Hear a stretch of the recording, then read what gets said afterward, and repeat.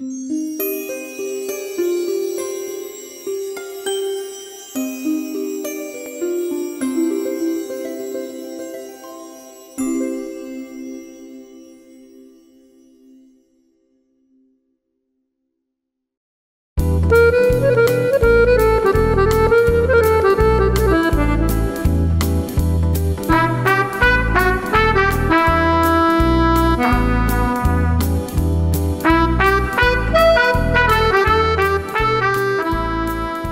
به دانشگاه هنرهای زیبا که سال 45 بود، یعنی سال تحصیلی 45-46، من در همون شهریور 45 کنکور دادم و قبول شدم و با امتیاز شاگرد اولی در ضمن همزمان در دانشگاه هنری تحصیلی امتحان دادم، اونجا سوم شدم و بعد ولی در دانشگاه هنری زیبا بودم. اون موقع دانشگاه هنری زیبا نقاشی داشت، مجسمه‌سازی داشت، معماری داشت، تئاتر و موسیقی داشت. البته بعدها رشته طراحی صنعتی هم بعدها اضافه شد. خب میگم من وارد مثلا مجسمه‌سازی شدم و شروع کردم به کار کردن. ولی واقعیت اینجوری که اون زمان بخصوص هنوز مجسمه‌سازی شکل نیافته بود و سیستم آموزشی اون موقع دانشگاه به این گونه بود که سلسله مراتب استادیار و دبیر و استادیار و دانشیار و استاد خیلی شبیه آکادمی‌های اروپایی رعایت میشد.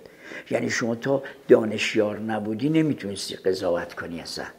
آقای تنابلی بود، بعد خانم سالیانی اومد، بعد آقای ارژنگ بود، آقای کلانتری که طراحی درس میداد.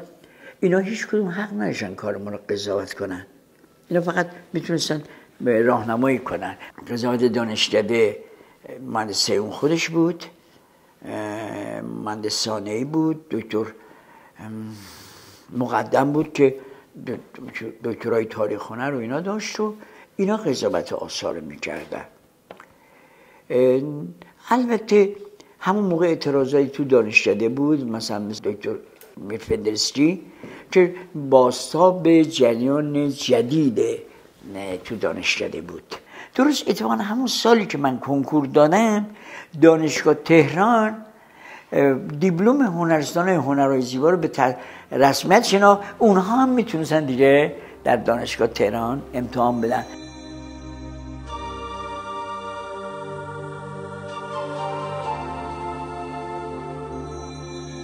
روابط بین رشته‌ای زیاد بود، مثل الان نبود.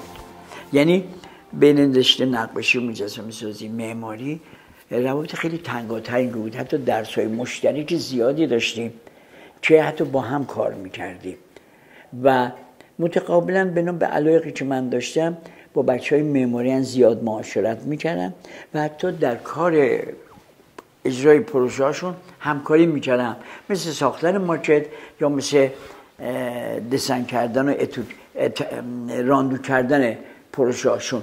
چون اون موقع مثل الان نبود که دیگه کامپیوتر و این همه چیز باید با دست انجام میشد. و همین دلیل از همون موقع من در واقع بدون اینکه رشته معماری بخونم ولی با اون مقدماتش مثل ماکت سازی، مثل خوندن نقشه، مثل پرسپکتیو و پلان و انواع اقسام این موارد تو همین همکاری و کمک به هم دوره‌های خودم در رشته معماری من با مباحث معماری آشنا بودم. همون زمان یادم ما سال اول دانشکده بودیم، درسی داشتیم به نام روش تحقیق که دکتر آریانپور می اومد درس میداد و واقعا وقتی دکتر آریانپور می اومد درس بده فقط برای کلاس ما که مثلا ما و نقاشا و اینا بودیم میدید از تمام دانشگاه تهران می اومدن سر کلاس.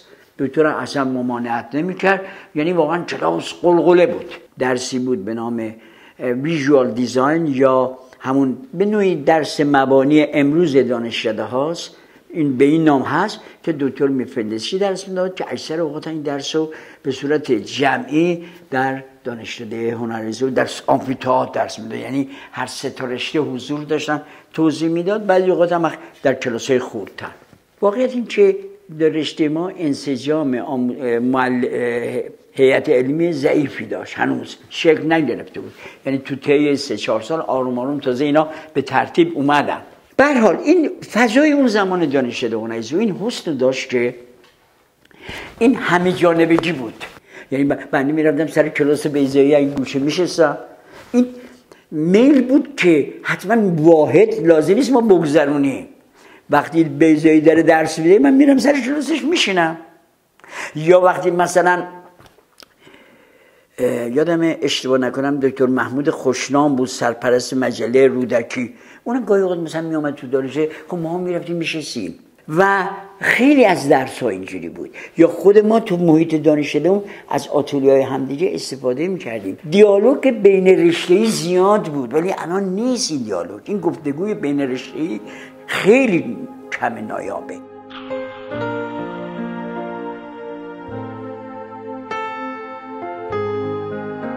در همون دوران دانشکده خب ذره ذره همون گفتم در کنار این فعالیت‌های سیاسی شروع شده بود و ذره ذره من در چارچوب هم تفکرات و سنت خانوادگی و اینا به این جریانات کشش پیدا کردم. دیالوگ اون زمان دانشگاه به هر حال سیاسی بود و ذره محفل‌های مطالعاتی و گفتگوها و اینا آغاز شد.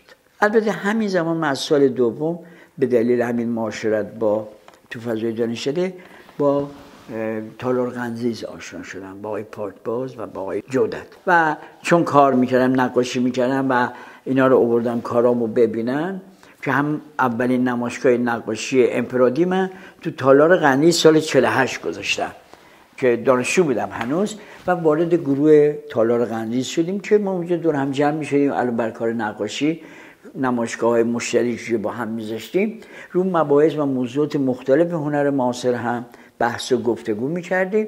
یکی از جذابیت‌های اون دوران به نظر من روشنفکران فعال بودن.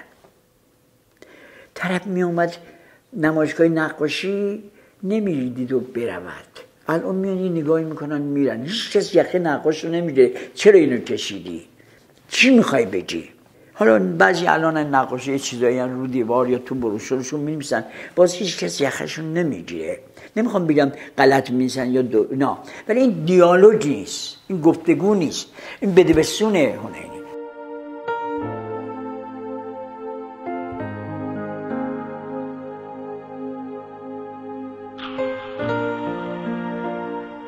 سوم یا چهارم دانشکده بودم، دقیقاً سال 49 بود. مثلا بهمن مؤسس نمایشگاه تو گالری جیهون همین فیگورای اینشو، خب من یادم خیلی بحث طولانی باش میکردیم چرا اینجوری، چرا این فیگورا اینجوری هن؟ چرا این فیگورا اینجور اخته شدن، چرا این شکلی هن؟ چرا فاقد دستن، چرا فاقد پا، فقط بحث میکردیم، درگیر میشدیم.